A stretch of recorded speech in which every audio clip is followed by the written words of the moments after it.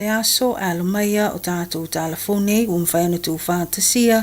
ila Radio Samoa. Ua whailoa mai sua fo i la ua o le li pai late ma le isi sa o la to lua na maliliu mai se whaalavlave ina upa usa helikopa e latalatane e paika Kariki Hill i le vai asa taluai. O Cole Christopher Ritchie luas fulima tau sanga o lona soifua mai whare Papa South ma Joseph Mark Keeley li masfu whātau sanga mai tau hara. O le nei whalavlau na tūla mai le teimi o le lolo wā tele o le tau. Ma le mamafa o timunga a o ngalulue ai la ua Oni Pest Control Contractors e pēna whaamawina sa o la ngalulue lunga o le Transmission Gully. Ta ua le kapiti mana commander, inspector, po o le taitai leo ia Renee Perkins o lo ngalulue whaatasi nei le vaheng o le Civil Aviation Authority ma le Victim Support. E whisoswani atu I ainga ua afia ma mafatia taluai le nei whalavlave whafua sei.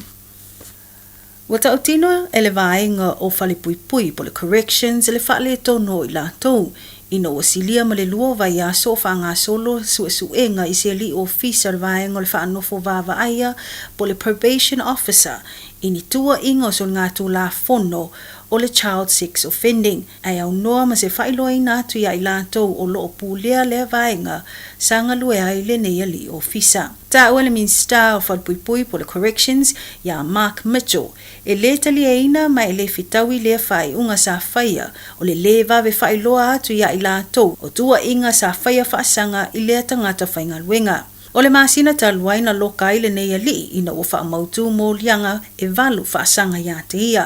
E awhi ai mō lianga e wha o le whainga.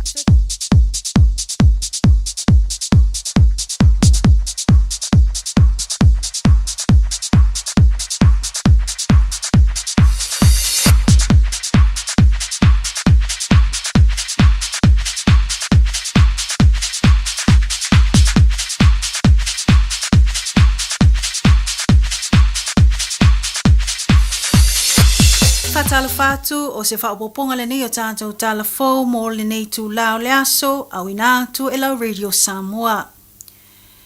Ua whamaonia le mōlianga o le whasio tangata paivalea o le li o Mikaele a Fok ma ua whaasala nei e nofo vava aia I lona fale po le home detention ina ua talia le whaamsinonga le talosanga le ainga o le tamā ua maliu ua la tau whaamangalo ia Mikaele a Fok. O Mikaele a Foko se li Samoa sa ngalue o se ave pasi I pasi o lo fewa I tutonu au kilani ai tu lai mai ai loa lea whaalavlave ina ua ia whao o lima I se tamae ono su tasi tau sanga le soifua e sua whaia pira maka te kira. O le neimata upe whaapea na mafua mai se fe ese se inga ina ua musu te kira e tutongi lona pasese e ui le tele o taimi sa tamo whai atu ai Mikaele e whina watu I le neitama ina ia tutongi loa le pasese. Pe tusa o le toe lua se fulu minute le tu lai lua le Aoauli o le aso lua sufito a perila I le tausanga taluai lua o lua lima na tu lai mai ele nei whaalavlave I se tasio no fuanga whaataripasi e lata I Great South Road I Papa Toetoe. E maua I reporti sa whaaswa ava le ua maliu I le aso. Le ana fiu wai le ave pasi e tā pāso na pasese, mai le ngata ina muse tutongi le pasese, ana toe alu I fafo mai le pasi ma whai ai nisi o ngā yoinga, e pei o le tui o le lima se I tulou ia Mikaele, ma la lafo ni upu whaati ngā ma upu maswa mai ia teia, ma ia whaapea, e toe foi ilo nā atu nuu. O le whaamtalanga Mikaele o la fonga whaailonga lanu nā a te kira, na le mawhai ai lo na ia ono sai, a ua oso ese mai lona no fua, ma alu atu ai lo I fafo, ma wha o lima ai loa ia te kira, e peo na ia tui ai lea tamā, na pa ua atu I tua lea tamā ono sutasi tau sanga, ma sasa lono ulu li sima, ma matapongi ai loa, na toso e Mikaele le tamā I le whale whaatalipasi, e wha anofo, ma wha alongolongo I ai ma wha apulou, a toi toso I lana pasi ma alu ese, mulmuliane na whaavave atu te kira I le whale mai au kilani, ma I le tolu ai o aso mulmuliane na umai loa lona ola. Ma o le mafuanga le maliu o ni manuanga tu ngā I lona ulu. Ina ua whaatala noe leo Mikaele sa ia tautino lona maasi asitele. Ona ua ia whaapongai le maliu o se tangata matua. Whamaonia lona sala mo. Ele ngata na ia ioe ona molianga o le fasio te tangata paivalea ina ua wala aulo na whaamsinonga ia o ke topa e na whaatino foi le anganu wha Samoa le ifonga i le ainga o le tamaa ua maliu i se marae a Aoauli i au kilani saute i le masino te isema. Masa malanga mamao mai foi ona mātua mai Samoa ina ia auai i le asau ningo le ifonga. Matoi malanga mai foi ina ua lau le unga le whaamsinonga o Mikaele. Ai o le tuna matua mao whai le whaamsino. Ina utu laila whawhino le tamaa o maliu e whailana whaamtalanga ia afianga o lātou mai le maliu o sio lātou tamaa. Mai e tā uai, e ui le misia o sio na tamaa a wā o se tangata e anga maalie, ma e le talia ngō whire mōtu sio le lātou mawhtanga. Ai o lātou whaamangalo ia Mikaele, ma e le aiso lātou anganga e toi fia taui ma sui, pe tu maupea ni o lātou langona tinga ia Mikaele. Sa tā ua la whawhine o le ifonga na whaatino atu le aingo Mikaele ma na ia tā ua e le mana nao ina ia iai pea ni langona māta muli o Mikaele mai le mea ua tupu a ia tau mawhai uma o lātou ainga ia toi whaafo isia le langona fia sa iai a o le itula ile nei whaalavelave. O Mikaele a foke tosu whātau sanga o lona soifua ma o silia ma le se fulu tau sanga talona malanga mai i New Zealand e au mau mangalue ai.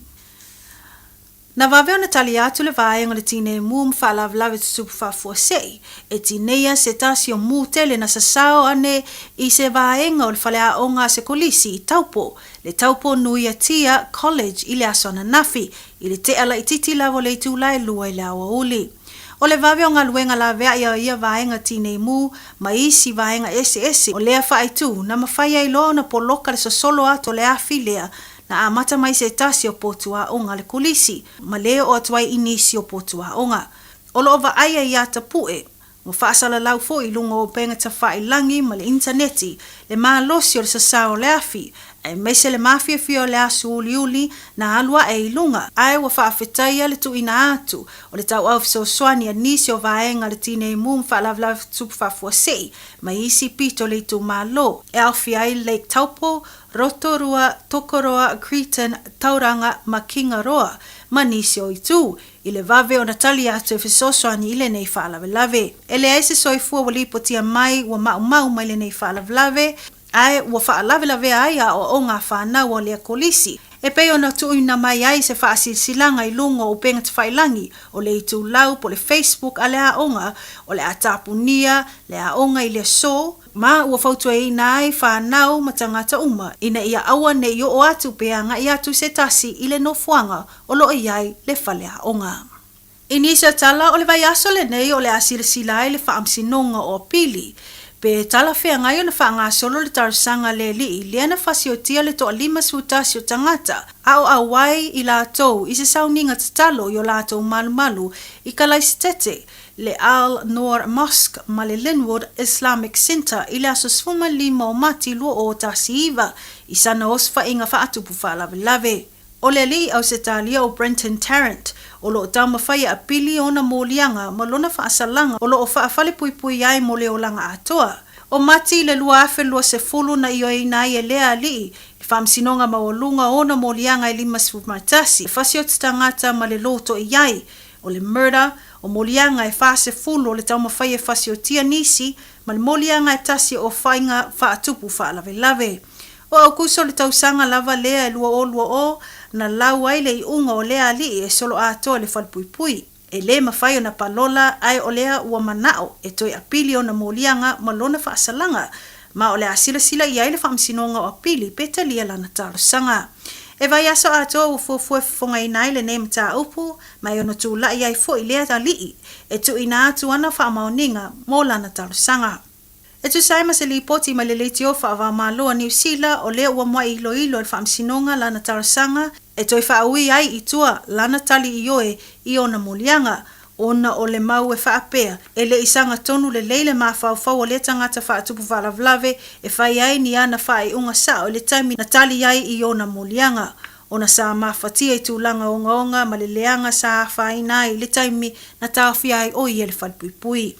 A whai ai talia le whaamsinonga le toi whaaui i tua o ana tali i ona molianga o na ave lea o le mta upu le whaamsinonga maulunga e toi tū lai ai lea li i whaatupu whalavlave e tali I ona molianga. Aia whaia te ena le whaamsinonga lana talusanga. Ona toi wala awai lea se isi loilonga le whaamsinonga mō o na whaasalanga I se taimi lava o le tausanga le nei. Ai watu ina mai ni reporti I le whaamausali ai o puipuinga mo le saunga le mū o le whale whaamsino le taimi whaangasolo ai le nei mataha upu. E whaatapula a fo I la ato e mawhaiona awai le potu whaamsino I nā o loia le vaenga o au whaasalalau o tangata ofisa le whaamsinonga ma I la ato ua iai le whaatanganga e awai. O le a whaali I lunga o le televise le whongaino le nei matau I le isi potu whaamasino o lo o sosoane I le whaamsinonga a pili. Whaapei whaamsinonga o tūlafono po loa courts I ka laisi tete ina ia mawhaia I lato na haafia whaapeo lato ainga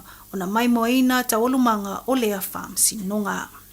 Mai tala mon muli o le soi Samoa le na whaasala lautu sa o mai ai le sauninga aloa ia. O le whaatauto ina o le o tō fia nei I se tasi o tō finga tawala le whainga malo e avea ma lo ia sili a le atu nuu. O le tamai tai lo ia o maunga Precious Chang. O tō fia le malo e tau aveina le nei tō finga taua. Ma e tu sai ma whainga whaavai o le nei tō finga e tolu tau sanga e tau ave ai. O le nei tofinga loia sili o lea sa tau aveina I le isi fo I tamaitai loia. Le susunga I a sua Helena Woolwork Lamb. Ana whai o le kunika rate a sua I le aso swuma tolo Januari le tausanga le nei lua o luono. Ma tofia I loa le tamaitai o maunga e tau aveina le tu mau le tofinga le loia sili. Se iau o mai le so. Lea ufa mautu wai lona avea ma loia sili. I le sauninga le whaatautonga na whaatino le maota o la na fionga le au mamalu o le malo I vai lele. O le tamaitai loia sili na wha umai I ona whailonga o le Bachelor of Laws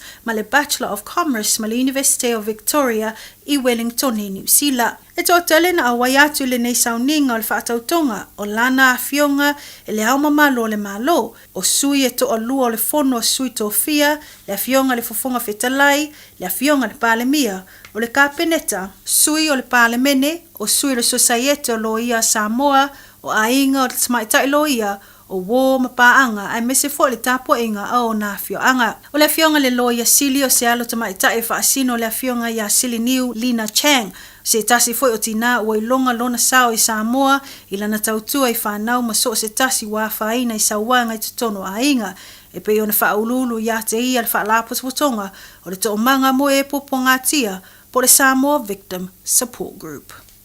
O na o le Radio Samoa se furulima I toru amo e tau puaina o e ilangu ngana fitua so le vai aso.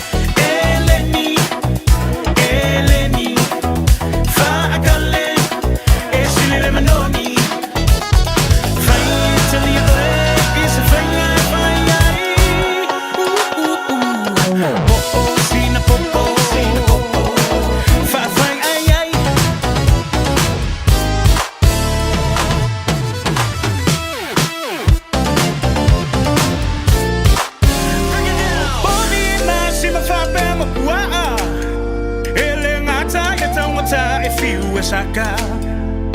Tau mama fai na leo mama fa We are tata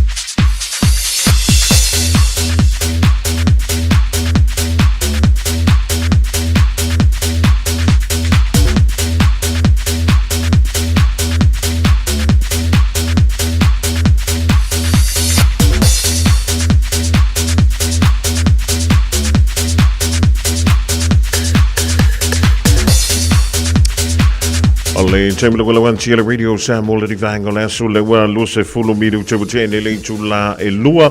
pa tala van tula tanto por la medio le Aoauli ba funga mo ya te la mai mo mala fa funga nga malo so fu mo wia ya malelangi ma mo le tula nga fa taile tu tu al tula nga ya tia Bere yele to ba tanga mai le town le la si ri me foi ya se team le ma wantu le da sa fa funga le tru so tonga o ta tu tala I vai fro la ngana sa mo pe ona funga da tu ma ta breda le fionga ya lu eli Aisha hu tula vai ngo telefon e mo te breda le wa fa ta si mai ya le sa foi le tlinga ya le ala ku so fi le le le to la danga ale enterprise mo group I ka ya wa foi se fa ma tu mo ta tu uma va tala fa tu le tlinga le ala ma no nga no ma lo fe Ya, malo ko le tawata I lau to Fofofgamua ya. After le lio le fo wato mo po ne pelo inga I lumonu ale o tuonu. Ya, le alo kamala ngale le to ya malo le fo mo.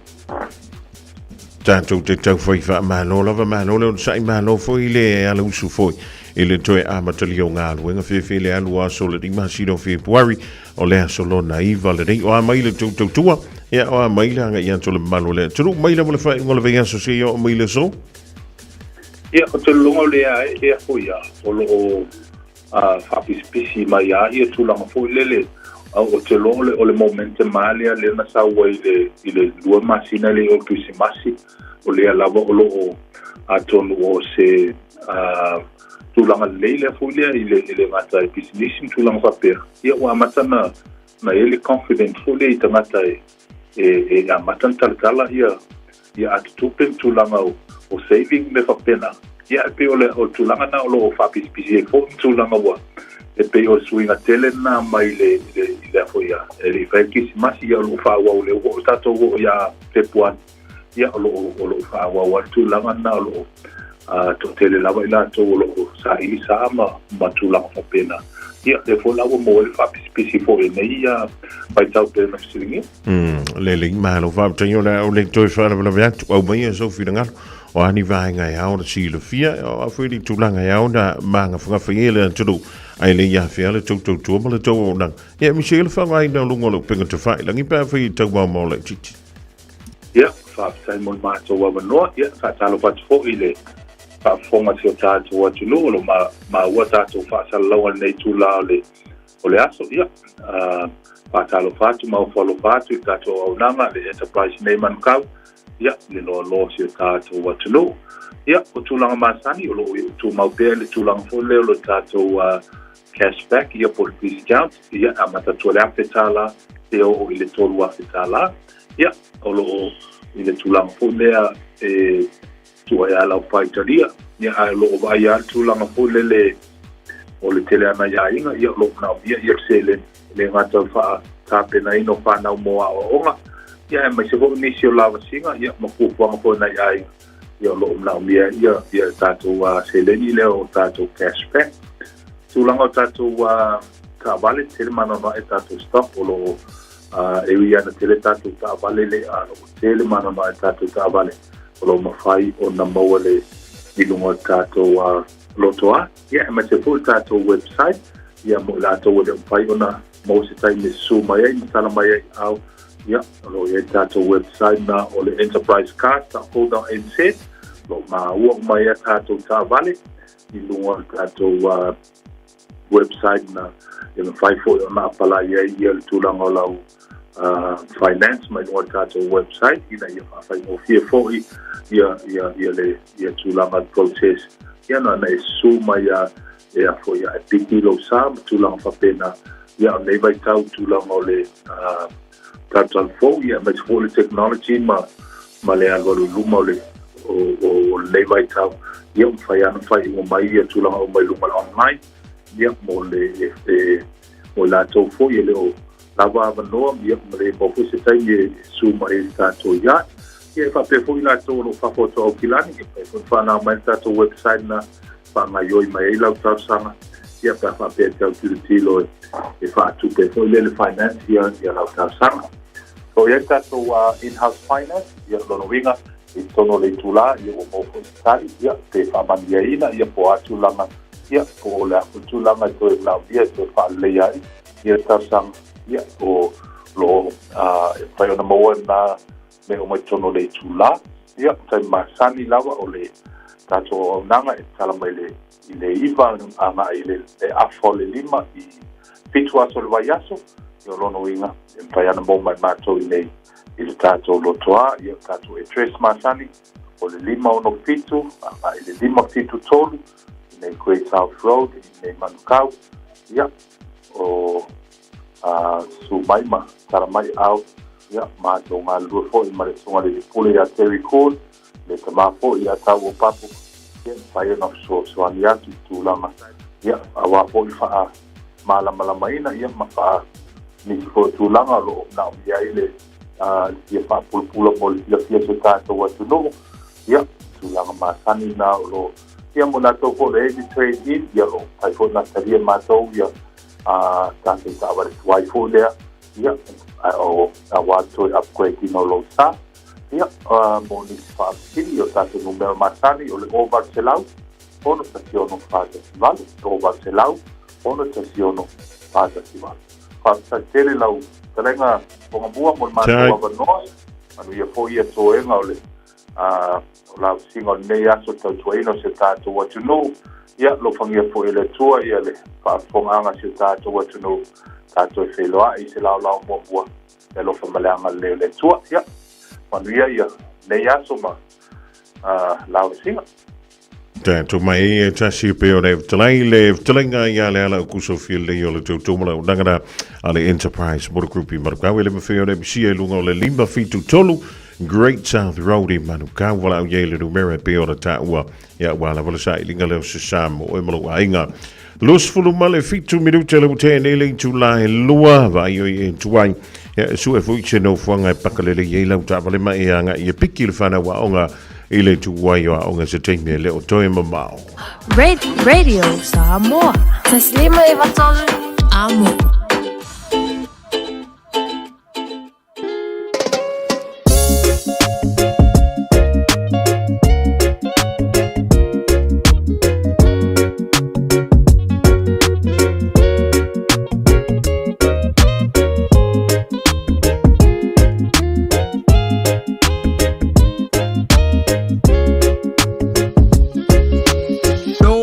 Noise. Now we are all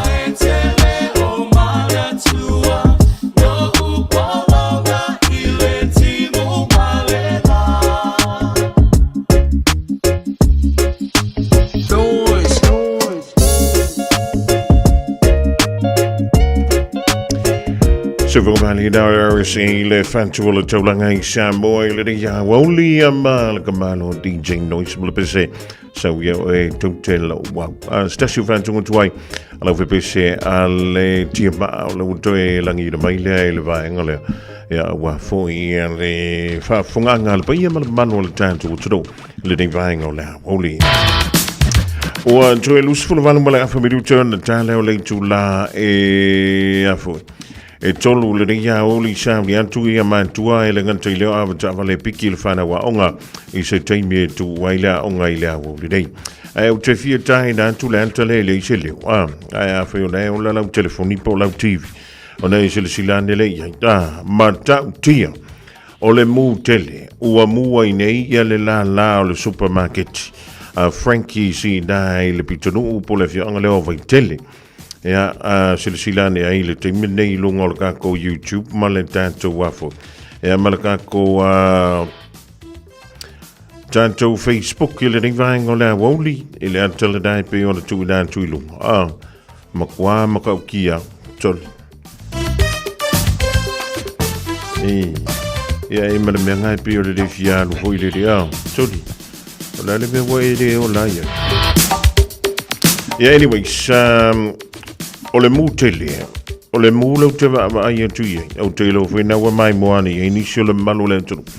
o le mu o le la o le foro lo po le supermarket te Frankie le I vaitele ya antonu na wasi le fia u mai tanto ye ma sani na fia ya le fo ya o danga po le fa lo o le mulo te va ai tu le temile ele se me ka os kama mu ele se kama me fo I pena o sina vaenga o le fale o lo mu o le taimilting, o lai eile au fui mu, ai ua makua mu umarwhara. Ioi, mu mai la wala pito I toa tau le pito I luma.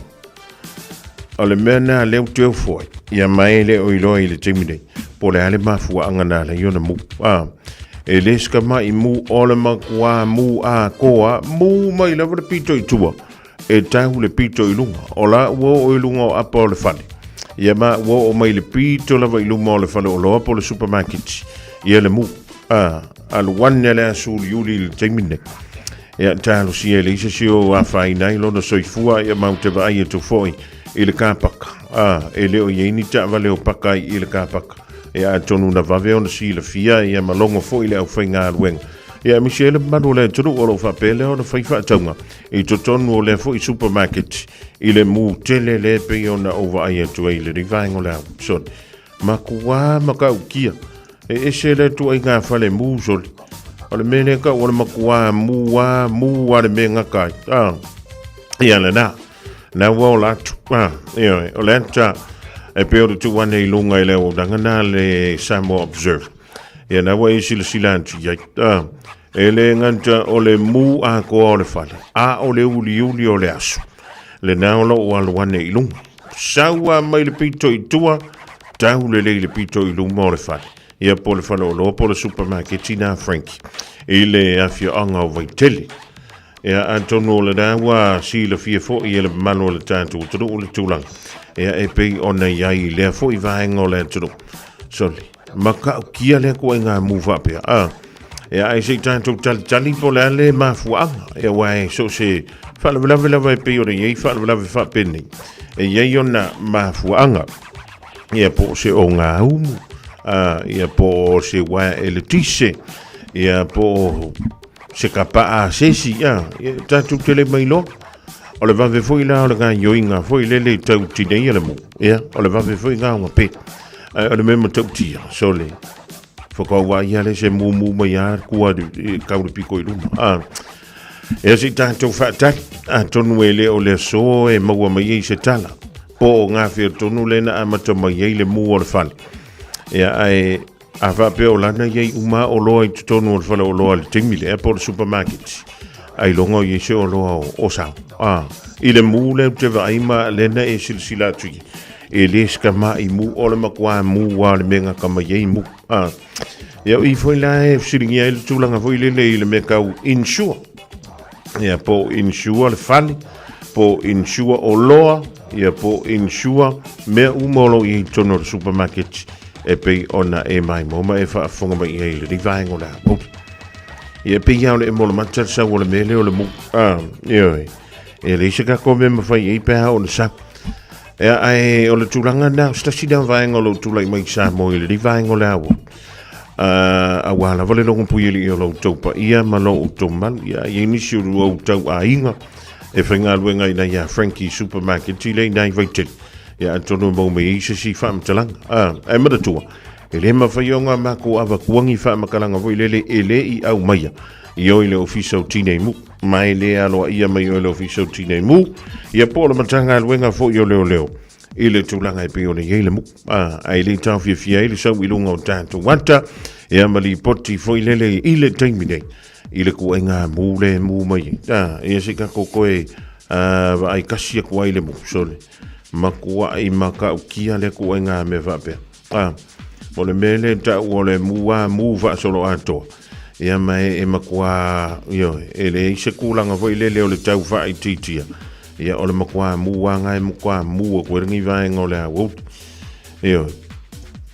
e tātou whaatalitali. Ia ngā fua koe pē mei lau pa mare. Anyways, kako whakarikari po lea sili poti. Ala whapea leo na mua mai nai le mtanga luenga o leo. Ia po o leo fisa foi o tine mu. I le mafuanga wa leina tūlai mai le dei foi mu tele. I le la leo Frankie Supermarket. Ile afio anga leo vai tele. Ia enjoy fa wa toi mala tanto fa talo fa ile ni vai ngola wo di fa talo fa. Ia wona pa ia le tua o lo tau suina le pa vai leo la ile fa ta fa ta blanga ma le fo to vine ma lo le talo ma lo fo ile on sa. Ia le kanto vai leo tanto wa tamam tida ma tua tu i mele muri panga i to tonu o pi tonu tas tonu fo mount malawa ile kanto vai leo no fanga lo tau si ai lo tau soi fua maloloina ia wa mai o lua wa mai o tau ia wa mai o le divine o leo ia na ele sulu me o le la le divine o leso ia fa pe fo ile malo si le tau si o le dai anga ia tu nga wenga fo i tau amanta o le dei fo i vai aso fo e pe o le tanto o ria ile lo famalanga le o le tanto tampa o sili nga ia mo fo ile no anga i tu ile fa na ia onga e pe ona o inai i le poto salalau le dei fo i vai tau o le so i Amerika o lo fanga solo in sa i linga champini o le ta longa o le lakapi fa Amerika ia antono nai to tele a tanto wele i fan na i Amerika le tapoi o le taimi nei, o le ua tale afa, ai o le ta longa o lo tula i maia. New England Patriots, e le i tau ai o le aulena champini le tau sanga te nei Seattle Seahawks, e iwa o la tau o le tulanga le dai pio le iai. Ia le tianga o le ta longa i le taimi nei,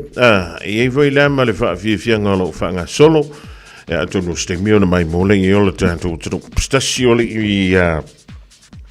Latino.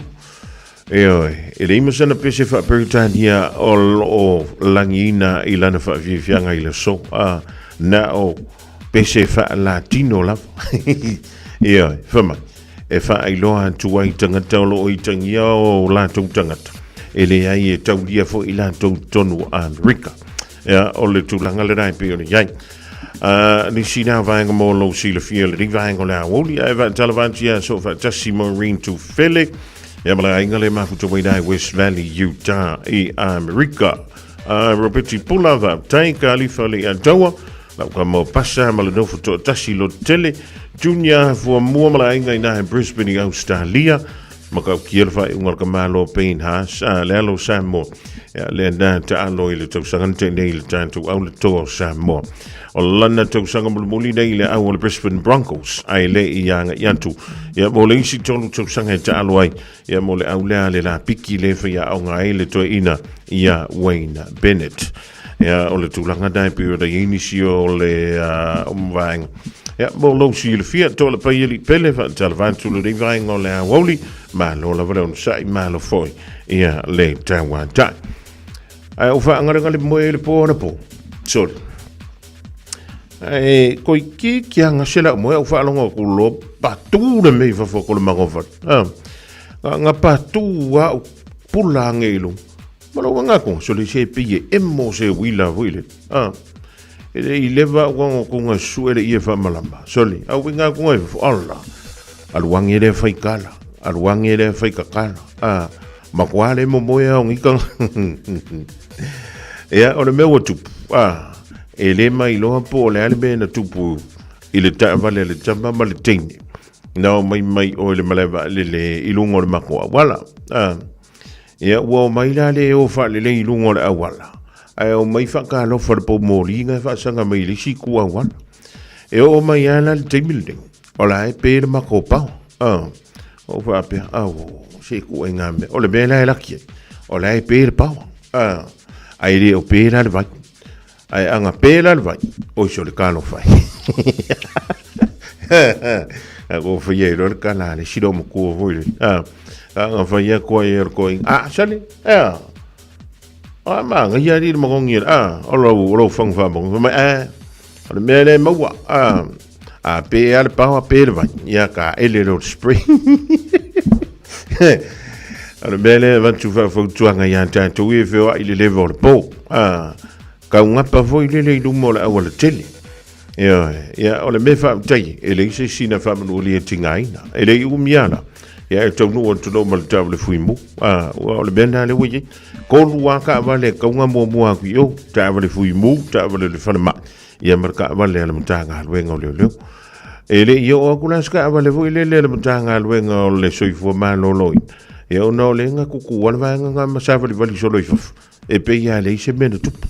ai paula nga le mele ke lo ngi mika fo wi wa ka o smart meters o tele isa wa ke wala la kula kwambanga mal chorus fama so wa kwa si akir komik e si aki vo era mik mai langa ka nga fa si aki ai ko e fa langa mai le kis fa so se me fo le menga mai yo o fa ai por me lo ke lo nga ka pe ara mika o fo ke mi o la mai pa ko la ko ki a fa mai le o le me fo nga re ka mo si aki wa so ya le la kwa ngo fa le ya lo lim e so le ka kwa ngo fa le lo lim va singo ko le mik ke vo le ka ngo le mik ka ngo si me nga yo o le fo nga na mo tanto ye fe o ile le vor po fai mali le ta vale ya fai se me ke lo fe ese ya a worka ngar ka vale po mori wa leva wa la ko nga po mori le o le po mori si ba e o miar kai mi ka wa e se ele vai nga le finga lu nga me le po na po e o mai le vai le Aoauli o le ka wa e se wa nga e se le po mori wa ka e ko e pio ia e ka fa ku ko ile po mori po loka moi male awa ia fa le kongwa ko ko ya le ma fe malanga ni si dan vai nga ti an tu yo ta fo le vai nga le Aoauli Talavan tu le fionga ya le pa o fe wonki dai Samoa tina ilo ya moto mana vale ma to bele ya fa fo win tanje am tele fa te smai di vang oles o ai fo io le muane ele tau mate peni pese mai fea ia malama olei ano foi le moana olei a fai anga tau a saile tai papa ole tua masanga olei a lava ole ngatai fale Etaele lava ile taifana tautai ai lava sauma afe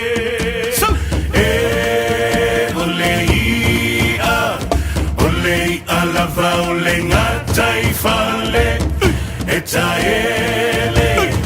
etaele lava ile taifana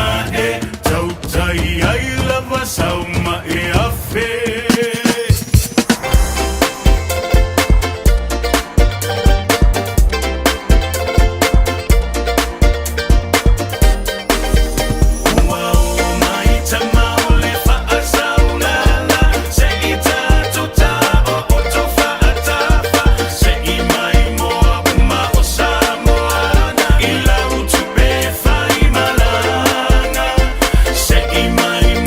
Olene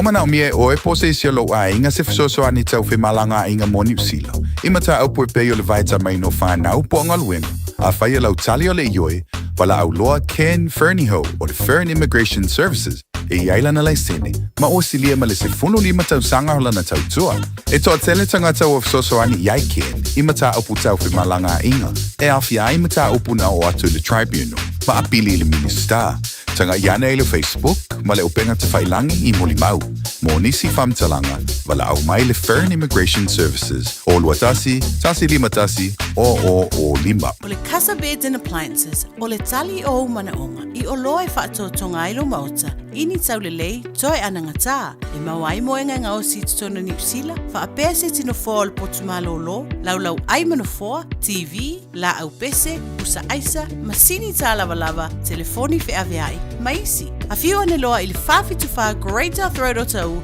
po le tolo fituiva Great North Road i Henderson, le Casa Beds and Appliances, telefoni o valu se lau, lua, lima whāwalu, o valu se lau, lua, lima whāwalu. Ua whaatonu lau whanau sia o ngā amata, a whai e te alala i mangeli sa sae po o nuu tūtua oi, whaafafonga le lei mai. O lea wau whaantua le whetūta i ala o ngā amata, le tolu se fulu i tūla e a o ngā fuai whanau, mai le tasi o i le lima tausanga le mātutua i le vai aso. I oe, maua fua fo i tau mawha, walau lo le whetūta i ala o ngā amata, i le olua tasi tolu lima, fitu valu i wafitu, olua tasi tolu lima, fitu valu i wafitu, mo se avanoa o lo walo. 24 hours a day, 7 days a week, Radio Samoa streaming live on www.radiosamoa.co.nz.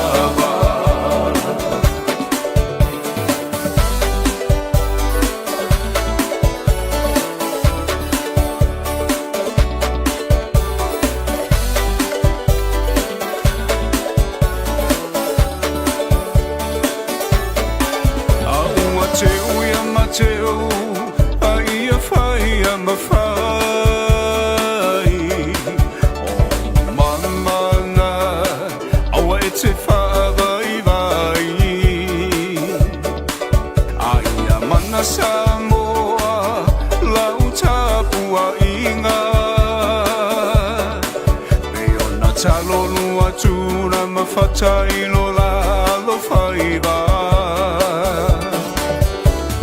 O se whaiba tapua ia le mea moni e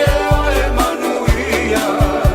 Tawina ia e mana toa loa tunu pele male tapua inga Ia polo tino e mala mala mao mata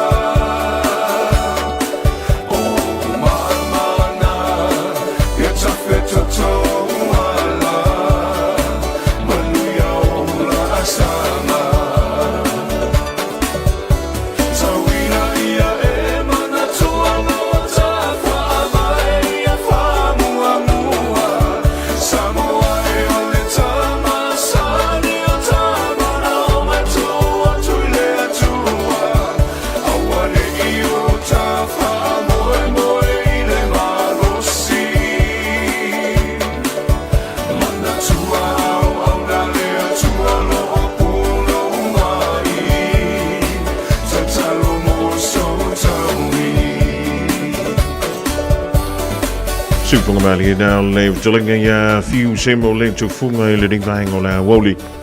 Ma le pese wa fai ngoina fai vai tapo ya e ma le manuia. Ya ile asa fu se fai ma se ma uma. Ya le kinye le ye e fo le tin. Ya emisi a ko ai makanko. Sina leo male ainga talo for le ya Aouli arona sila before. Ya Immaculata Robertson male ainga le ma fu to me le vai ngola Aouli e de yo vai nga Nicole wea. Ma le telenga te pusopo la to fa paloli vai ka ko fuala au ingalo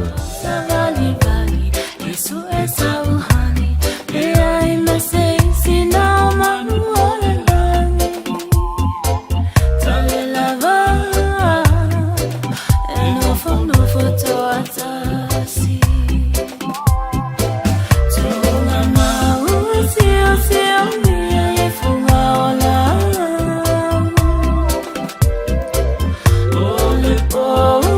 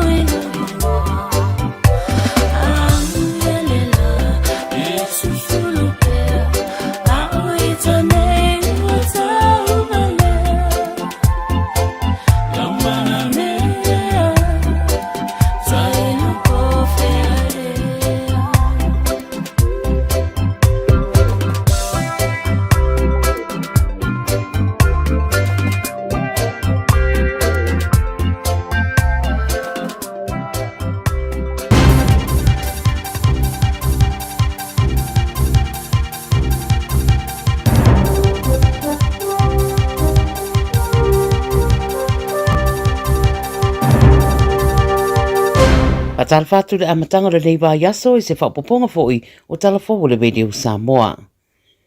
E momo atu mai Israelu ma Australia, mo lipotia e lua itu ai ngā tali ese o le a maua le presidente o Israelu Isaac Herzog I lona o ane I Australia I le vaiso nei.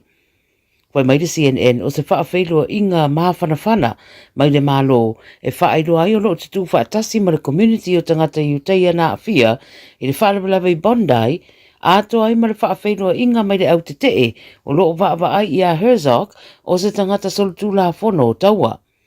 Malauria le Pārmia Australia Anthony Albanese, Herzog, e asia si mai I Australia o se ngā ioinga e whaeilua I le tutu whaatasi o tangata iuteia I Australia peitai o lo matua I le fia I le toa tele o isi fo I tangata Australia o na e ese fo I no lato wa ai leo o mai o le taitai o Israelu o le tūlanga e pei o na tūla I mai Gaza I le teimi o sola. Ta ua mai le so e tele no whanga o whaatūlanga I solo te te e whaasanga I a Herzog e mai se lava I whafuane o le Town Hall I Sydney pe mai ono o atu le lima whetangata e langolango ina Palestina o le a awa iai. I Japani, ua toi manu malo le pale mia o Japani o sana e Takaichi, I le palota whaatopetope po le snap election na whai alo nā tunuu, ua mauti no ai ma le langolango le tōtele I lana vanga whauwhai le Liberal Democratic Party. I le mai o le whainga palota na walawina le pale mia, ua whaero mai le CNN ua manu malo na pati, I le tolu se lau se fulu o no fua mai no fua e whasa lau ono se fulu lima, I le mauta mawalalo le tunuu, o se manu malo tele lea mo lana vanga whauwhai. Whaafutai e Takaichi le au palota mo le whaatuatuanga o tuwina e ateia ma lana vanga whauwhai sa ia whaafutai e fo I rungo le upengata whailangi le ex le presidente o Amerika Donald Trump ma lana langolango mo ia ma ia tā uai o le aini pāpui pui o ni awa noa le lei mauso o tanga a Amerika ma Japani.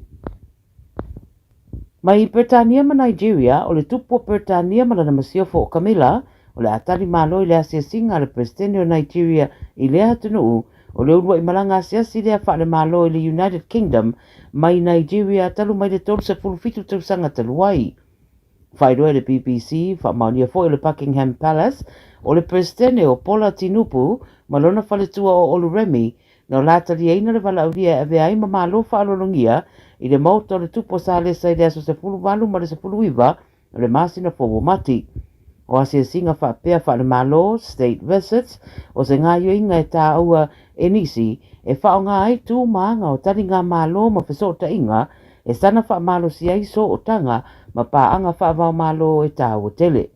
O le tausanga e whipsera wadwiwa, le teimi muri nā lua neise malanga whaapea mai Nigeria e Britania, na malanga nei le taitai sai o Nigeria le taimi o General Ibrahim Babangida ma whairo iei ma le tupu te mai tai wa tu malo Queen Elizabeth le rua.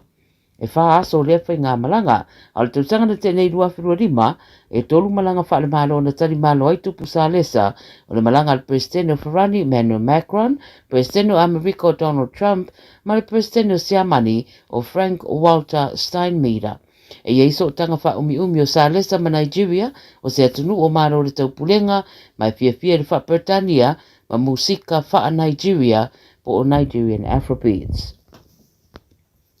I New Zealand, sa unona palamia New Zealand Christopher Luxon, e te tawana whatu ese Donald Trump ia Barack Obama, o na olana post sa whai e le social media, wa whaatai le sa avema presidente o Amerika malona whaletua, o ni Ape Seituro, mai whaeronga lanu ia tūlanga.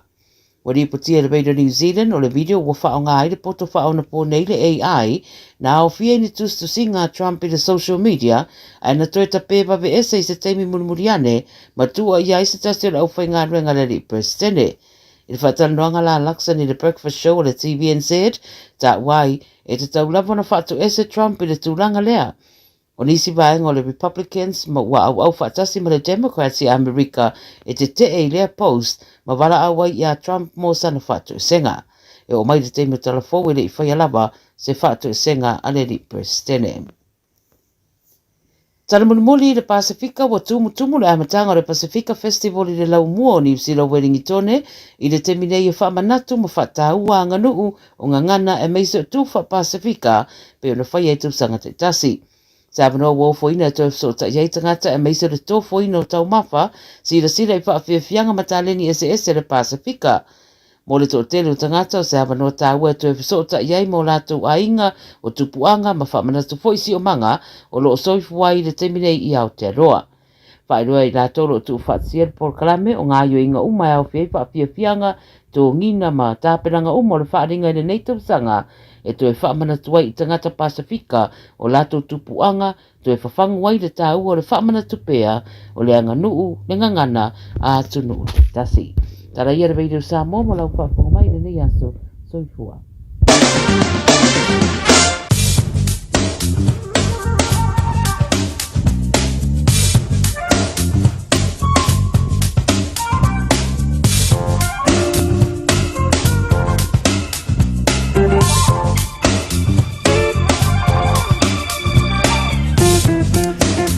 Le rawa whangana turu se o tō tōngana o tātou tala mai turu o le Pasifika male lalo langi pe o le tāpereina ma whangana tō le whalitua i a Miriama la la tō pomare.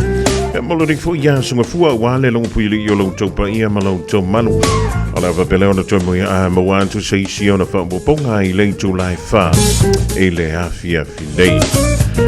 Wa talafantru ia lumana i usangi pepe wapefo ia mulipola piu mulipola ma lole sila ma lole tawhau. Le rifo ia woli fa talafantru i mātua langa te leo le whana wa onga lau tu wa onga o le rifo ia sunga fua ma lau tamai tia mi au tau ea mai lea onga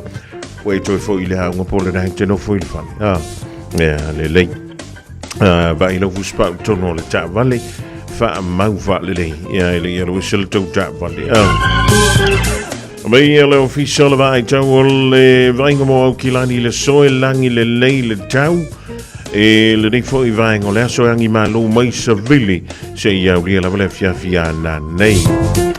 E ui leo le mawhatwhana o le e le somo au kilani lus fulu ma le fitu tikeri o le malu i le poana nei se fulu ma le valu tikeri e ngoto le la i le lus fulu ono midu te ai le valu i le poana nei. O le venga mula soa tai au, e o soa nele la i le toe kuanta i le fitu i le tai au. Pawai a wani si ro fuanga mai ono iaia na iuanga i le tu i mātu o le Harbour Bridge. So vili mai le tu i mātu i sasa e whiololo le malo si o langi mai i nisi o teimi o le tai au a tai au. E wa talafantu i lole i le rivaenga le aso ia inga wo mai ma sani o lo ma futa mai Samoa ma lola ngā lue. E malo foi le fa man lo si piki le fa na wa onga. O winga o le tau o Samoa se vaenga o te inga o savili fa tasi e matimu fa pia wila ma fai tili o lo jaunto pe ilunga o Samoa.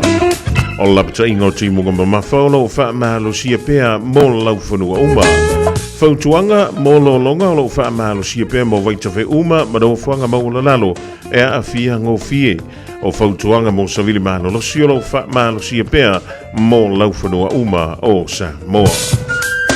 O la venga mo la sofa mai ki tāpi solo i timu ma e mawhai papu i nisi o taimi fa pea wila ma whai tili e ono whantou tau savili i nisi o taimi o timunga.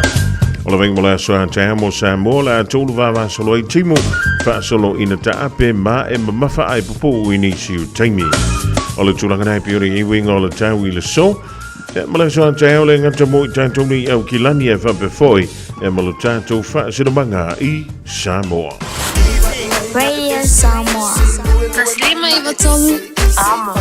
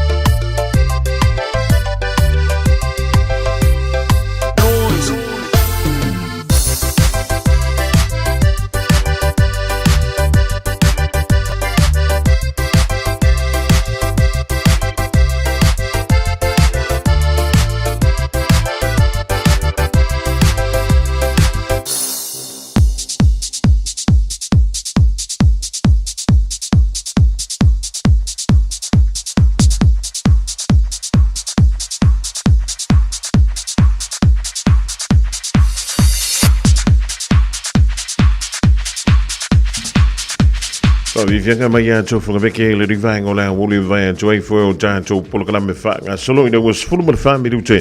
o le ute ni le tulai tolu toi whatala whantu ai le rivainga o le Aouli pa wheo levu toi mautu mai le tātou polokalame vi mora o kusomala inga le mautu mai nai Australia tālo whalawa mano le ngā lue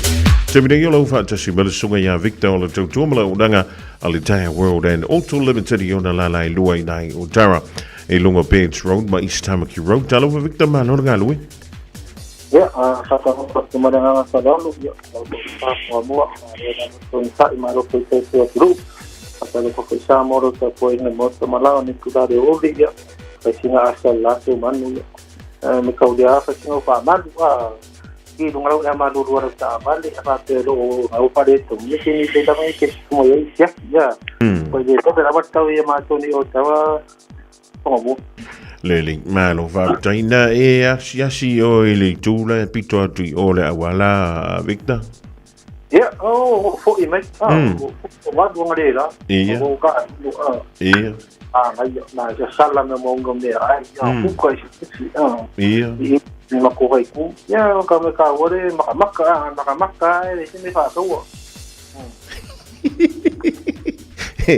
Ole me foi. Ole me voye voile maka i lungo zele. Ngari Victor. Ya kongo. Ja, maar lole sai maar lole fa maar si fa si vela ole de ja so talo sia. Ja, ole dai to mo sina maar lole savili. Ja, ale familie vanga ye lus ful fitu tike rile vela ole. So, elo no winga lai to fun to fa sau savaling. Se ke mielo ko mauli Victor maar lole ga no maar lole vela fa. La stella mai le ja va solo na lua. Ja, ole ma sina o February le wata to olia Michelle lo lumna yerko was fa ko ali Victor Valentine. Ya, solo nga leila ba me so leila ba ya kupanga ko sa company ya ole da so nga ya lo ma ka vale na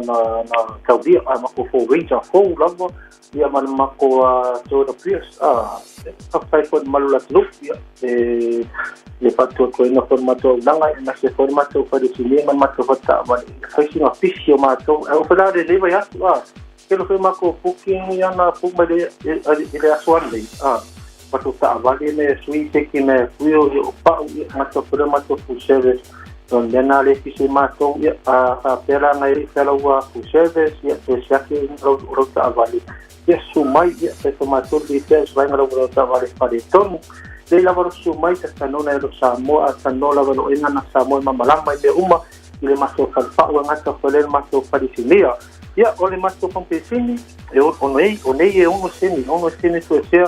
e altro tabare mato pamu ala solulu mra stofi e sfu seni to sia ta tire sa ya mato i batasti do tala fa na ko tiso do tala ki tu fa seni semi nei a fanganyero Apple Car Taxi a fa pero ya download numero telefoni ya mlawa ya poi card a fa pero moto e poi card e pasito no ta faro lo portato compensini e avatu bana card ya con swipe con keshi penso rifio do suliva sala i de sene a fa pero langa con keshi ko e lea foi po riki e fa mando vati le sanga to rifio con keshi ta po riki ya wala samare bota do ya e sanga swap ko so keshi ko ma to rifio to na master compensini ya fa man malo portato gasta monday da to mara grade all kama ina masaso gasta rosa ya mato shumai mamalo to poli ya malo ID da to compensini yo le mato falisilia mato trato se suma yai falero ta vale ta sili mato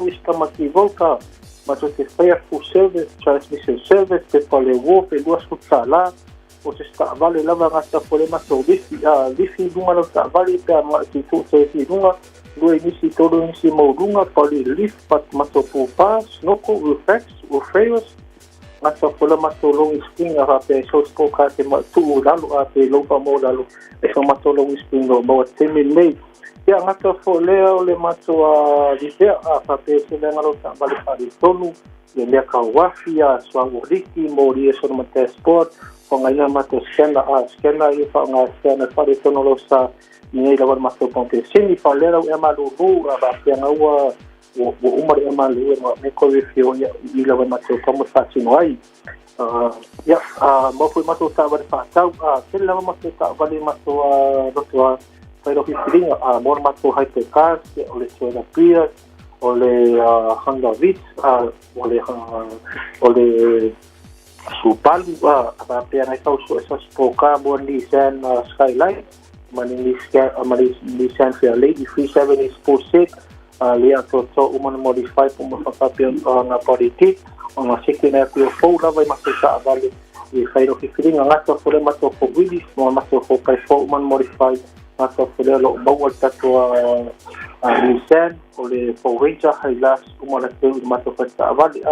ese ne ke por esa fata o tu rota vale umana teu ya matou a fape te kilo mana o te unga we po i se ke mek po e whaira vanga i sau e sui makamaka i mako whare me e piki sau la we ya se ke mek e kisi e si ai whapi i lau tawari fau ia so i lau tawari tuai watu sa tawari fau tonu wa matou fata vale ia o le lei tene ia malai tolu masinga ro fenstena para sa ia matou i le tato fata vale ia ta vale ne vea sole Nissan Skyline Sport 3.7 liter le ato toa na se lau su lima tala i vea sole ato toa i Wolf ni Rachel malifusene kuma tātine ia tato ta vale na monte vea so ia vili mai mato numea o oiwa ro fitu wha to loro o maso so sani o whare pau i le tasi fitu suru pecho o tā pa ufopo tuai maso wia alignment sekina yo section lima nga ilma le rosfulua pinga testi te kau ilo sa a pe kiro bokingo ia pu falo ta vale ia mai tonu i ngai o isa mo i ko sa mo ia ma ko so mo na tulanga sai ko tong i verso na go su tal i verso lunga ma to finance ia vini mai ma to numero ole o i vado fitasi to tolu to o se so sani mo ia te suma fo i tasi fitu sulu pe jo sa o telo funga mo mo no se mo ia sai va to naturale uli ia pre fo le sa so mo ia mai loko mana ngale to pero va semana alo vantu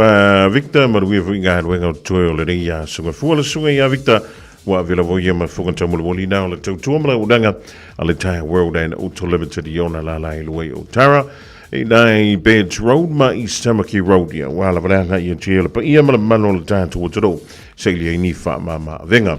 o le taimi lua lus fultasi ma lafa miru tau te ene le tulai tolu toi whantalo whantua le rivaengo le Aoauli i mantua ma le whana wa onga o le rafa wanga ia tumo a inga lo whamuri mai ia malo le wale whai o le whiwha malo le a solo whai ma lie a wurso ona nau telefo iai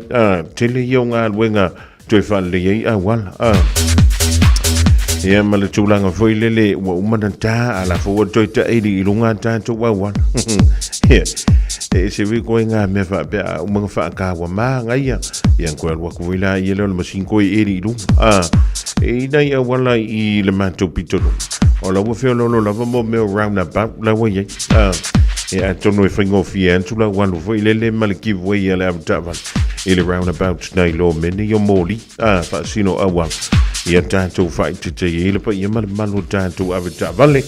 ile rivaengo le Aoauli ai mi se le volto wanga ia tu mole fana wi ai ngolo family mai eva mai pe i de radio kasi lima i vakolu amo au ngate le sunga mo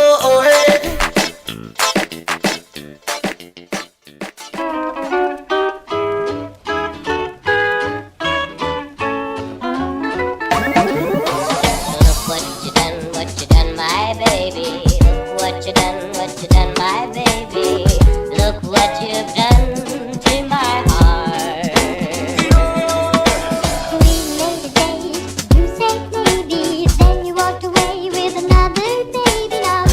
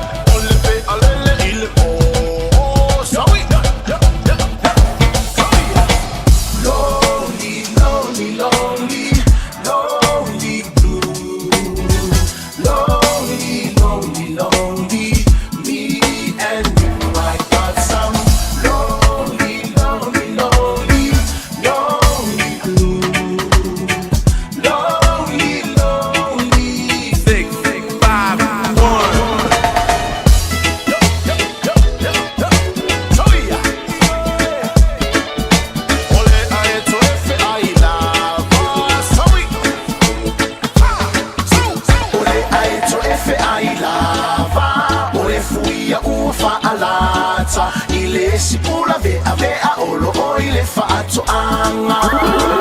o le lupe lalelei o le mo e taufelei o le momo ua lele ma ua fa'apepepepe le masatele le tavae ua pa'e ua lele atu I sasae ma ona fulu o tomuli e umi umu pa'auli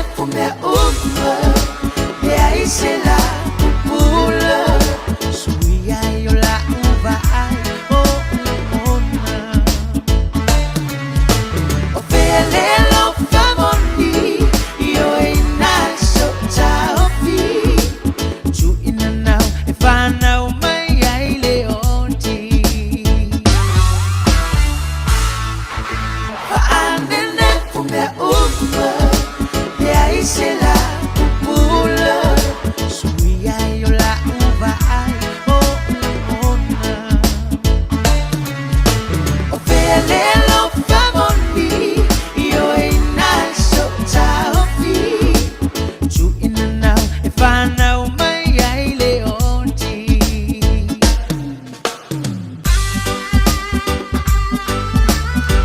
Pavianga ile di vango la Aoauli mai le Pacific Land Band ma small band ma le pese o vango ina fane ne fu mea uma tusia le sunga ile wa so sonia panga maria yo pu fa ival o le wa to e lusful fitu mala fa beru to na tale o le tu lai fa tale fa on uda tu lo to tala e vai fanua mai le Pacifica e pe o sa fa funga yang ile tu lai to lu la o le ja mai Miriam la to po Mario Swiller de forva tasi mai ele fianga ya le anto so vema le por kala mel ga ngai fo faiva si o le tu lai ono ile fia nei Jalavan to ya rin Joseph from la ngai 9 point England o le ma fu mai le vai o le o ya pa mai pe tusa male to tonu ya no le Pacific o le ta alo ile fanga so longa o le sa ilinga sempini o le Super Bowl e pe ona fanga solo ile terminei yo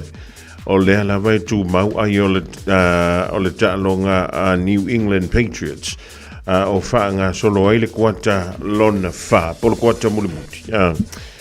New England Patriots ele itau ai ya lona winga lai tu mau ai ya le ai o le Seattle Seahawks o le was full maliva o la tu ai ile terminei ia po feo au nai lua le te tapu ai ia o le tūlanga nai pe o le iai ai i le au lea a lea fo a le Seahawks o lo tano i fo i se tasio alo le turu o tonga o le rieli i mai tonga sa va pelea o na whanau i tutonu o ni usile nei ma sa va pe o na tupu a e o ia i le pitonu leo o le hanga ai le malanga antu o ia malona ai ngai sa ili sa isi manuia siliatu i tutonu o le antunu o Amerika ia mai sa whapelea o na le whaingofie ia le sa ilinga leo se avado e o fia tuai le nei ali e swafa ia George Holani o ia e taalo i le tulanga vele leo le running back ale aulea ale Seattle Seahawks ya mai o se tala fia mai lona tama mai o lea ua taui mai i lona tautinga e alue momoli o le wha atupe o le ngei maranga ngei ia atonu o le foi e moli mawina i tātou mātua i tatonu o le tonu nei o New Zealand e whape foi ma Australia ma le tele o isi e tonu o le laula o le ave i le wha mua tātou mātua i meni o whanau a misi lewa pēr o i tūlanga o me ia o tālonga. Eoi. Ua fiani a waso i te mano lo mai i lau ngā ruenga. I lo walu le tau a velo a tali.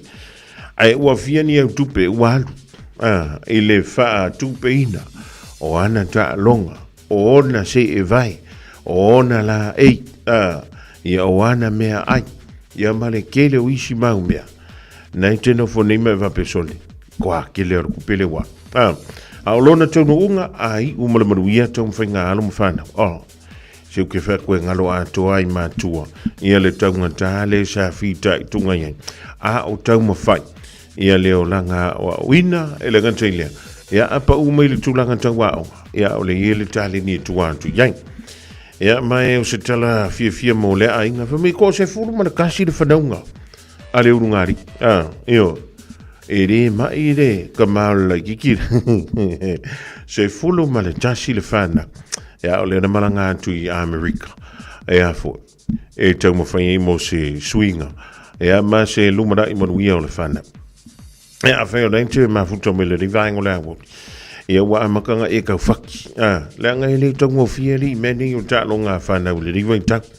ai o le whapale ni ina vui la o le taalo ia ma le o la o oina o le mea lau ki fia ia Amerika. O le winga lau tala. A le pasi lau suenga. Ma le lau wao. E kere o ilunga tu ai ngā au ia wha profesa i Amerika. Ia amisi la wale talunga lea o le. Laka pi wha Amerika. Ia wha pe foi le tulanga foi le lo le basketball. E le au ia ilunga i o i college. Ia ma university fo. Ia e le kai o ngā e au sia. O le mana ia ngāre mea. O le ho wha kasi o le o la o ina. Ia ma leo langa te anu. Awa hele tu mau se malo si ustami titi po so se tangata I mene I o ta longa. E ele teimi e whaamaru ali ai, e ele teimi e vai vai an. Ia e apa umai, ia o lai ele me mwhinga kua i. Lai e ola na tike ri, e mwhinga na halwa I e whaisei singa halwa ngai ese mai. Ele tūlanga o le ta longa. Ai whaamalo I mātua, malawa, le fua matala ring tau sanga. Manta fo ile le tātou, ile whainga o mea onga. Whaatawina o mea onga. Whaatawina o lava lava onga, tōninga onga. Ia na fua umana whaatawa tuai mapea se vai. Ai po le hafo ile kai mirangi ma singa. Ia po le ngi foi vai aso sa wiwa moku. Ia pea watu foi mana ofitino ua le haini wha mau. Ia wha pe da le rei o langa. Ia mau pe le to vai ma tātou onu sa. Tātou onu sai. Ia feo le na ole ai ngari Amerika sa ili le madu. E whewhonga sa ili aku kongongi usilangi. Ni te mela anga ko kamwhai o mai Amerika o ila la whaia. Le kama whainga I kongongi usi.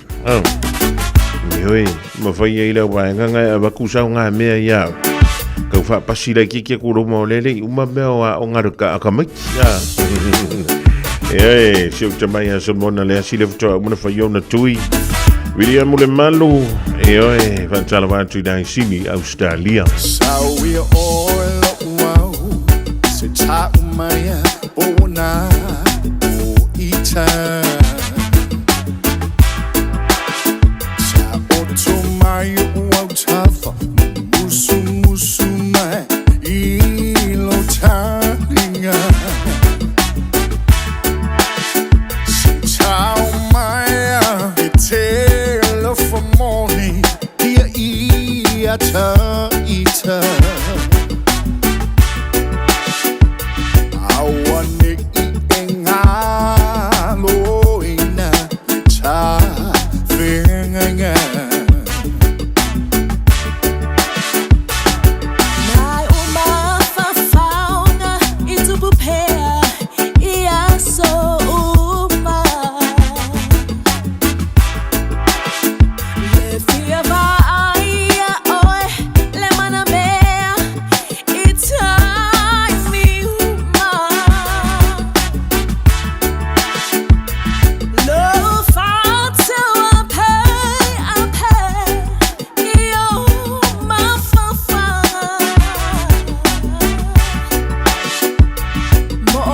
ona mo oilo au ia so uma. Ole sabi o mau mamau o te tawa sa ai. O whainga tamatina o me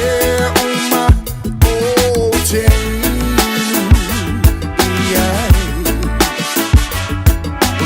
Ula, no whape o na lo tolu mana sau sau. Le pa whaia vai tele, na swelo na no ya o ya soma. Asoka, se yo le whababau. Whapele pere a teo a mai se ta whanau.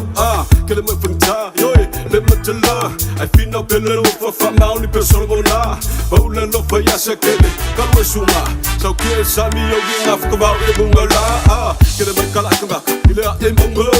O lili le kai ma le soe le vau. Ngā pupunga, so mai o whika e kumau pe yo au ta wha. Mana ngā kau kumai whape ngā wai kau mara ngaro ai a. Whakula i le mpuka, me ke uroma ia i ka. Te suar te wasai le whai ngofi o le polo ngā. Ma le afu ia so kama wha, lau ngā la la. Kamero mai pe ti ngā sunga, inu me unga. Sabi o maunga mamau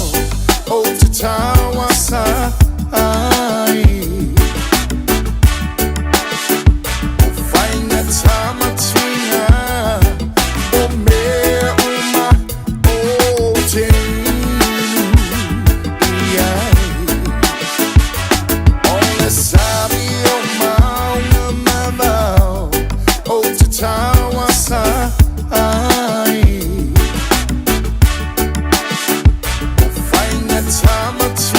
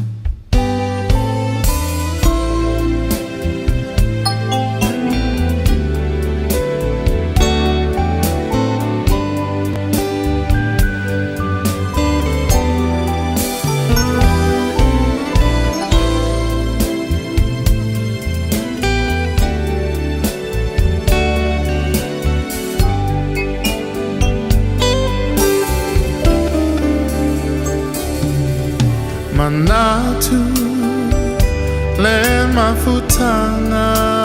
o e mau o e mana tua maita o tu mauita I lo fatu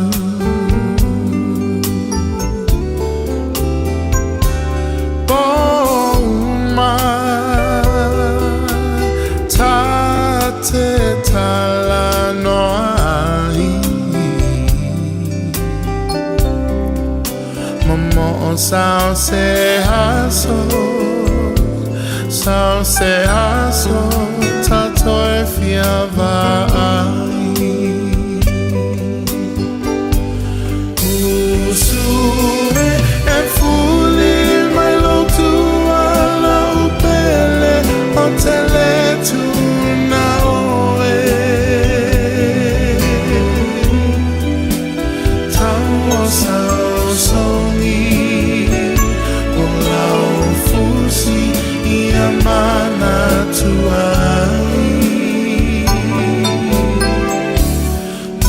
Usue e fuli mai lo tua le polonga tale lava A fai olea la upele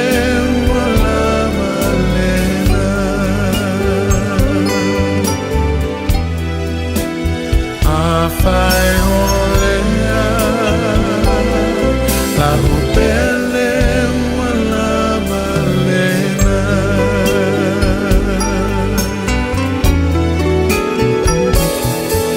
Le whāno ua foli mai O ia we lo ufatu a hulu fiai Le ngao sawa le mafaina ti ni lufia vai A fai wa e fuli tua mai Le fia wa ina vai vai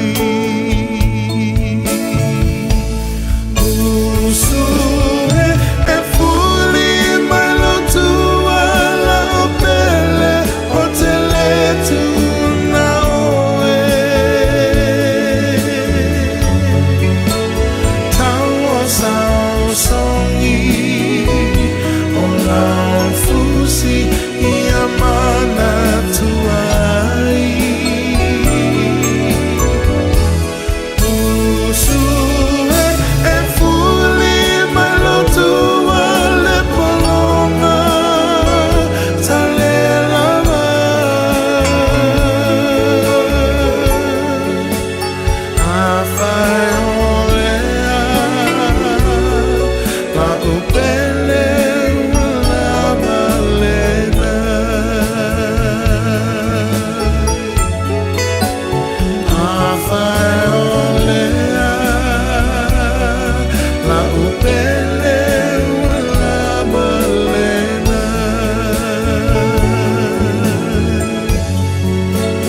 A fai olea la upele ua lava lena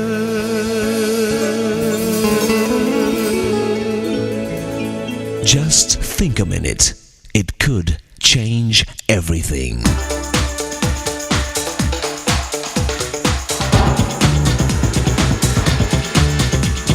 Think a minute. Have you ever made a New Year's resolution to break a bad habit? You determined to finally make that needed change. But after just a few weeks, you're back to your same old habits. And you think to yourself, I know what I should have done, but I didn't do it. How many times have you felt that way? It's a struggle we all fight every day.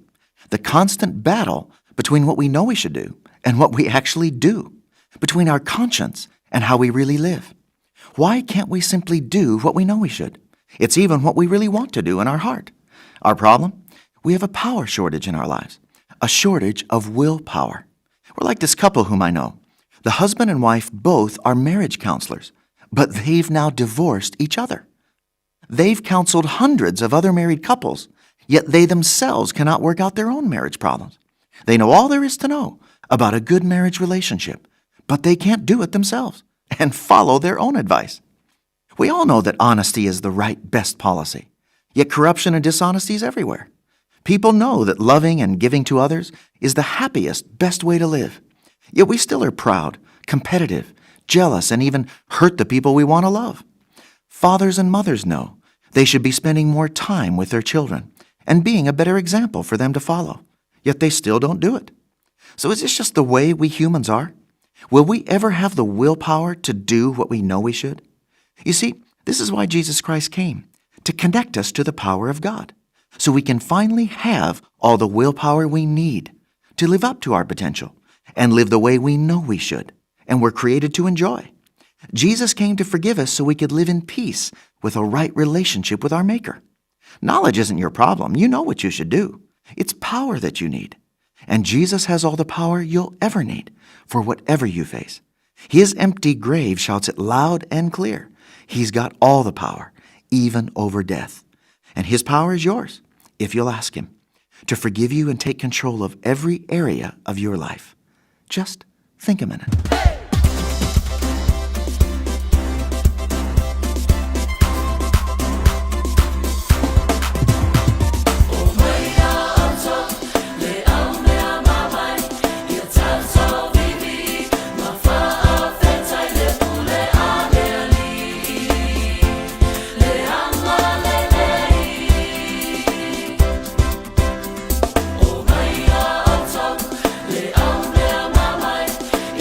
So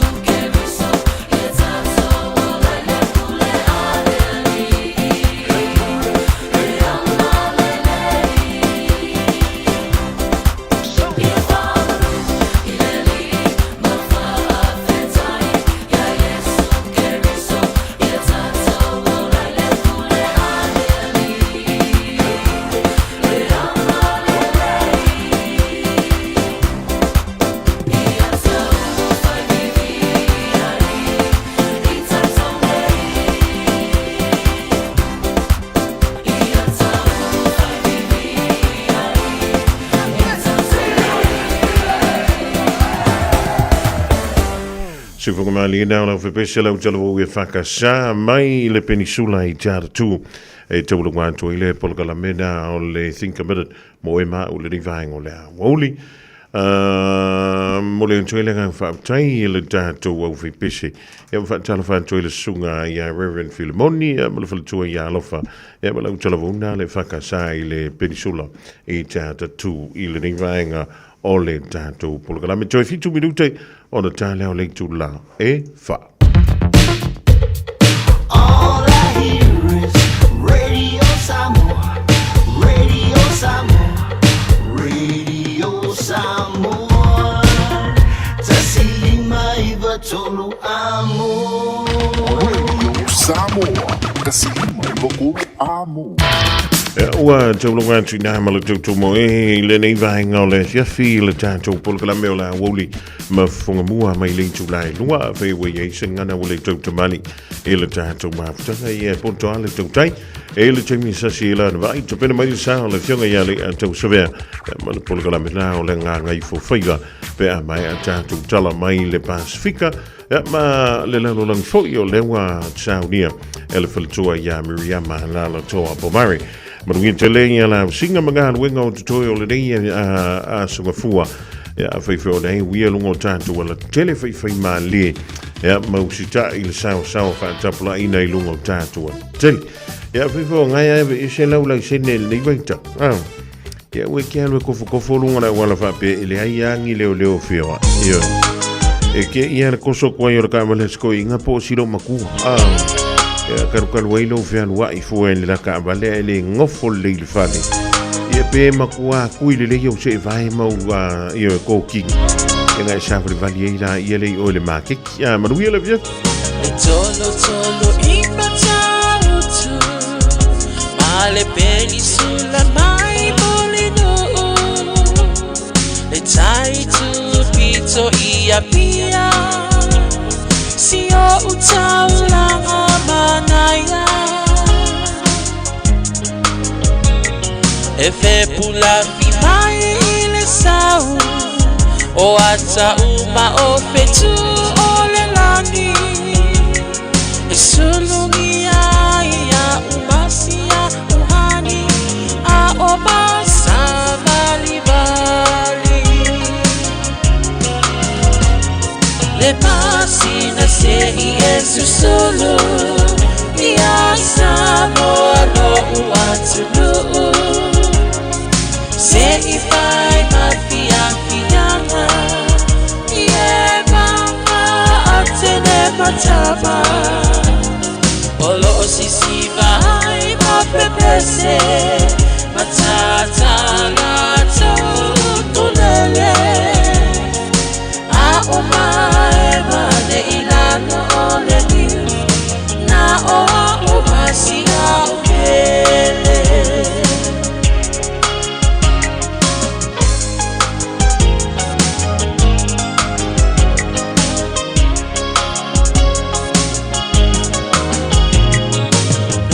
Nofo ifama pei